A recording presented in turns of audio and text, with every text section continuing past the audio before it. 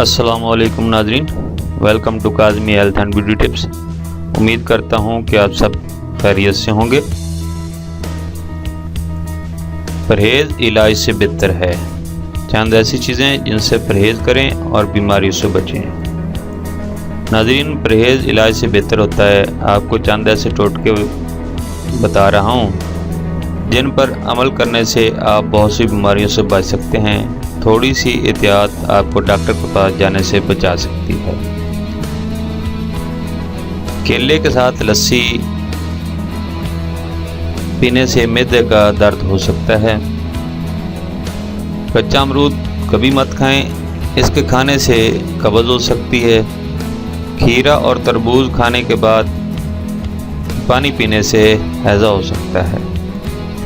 گھی اور شہد کبھی ہم وزن استعمال نہ کریں کیونکہ یہ دونوں طاقتور چیزیں ہیں۔ اس سے معدے کا السر اور پیچس کی شکایت ہو سکتی ہے۔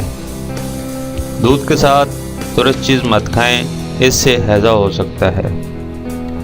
گرمیوں میں سورج کی طرف دیکھنے سے آنکھیں خراب ہو جائیں گی۔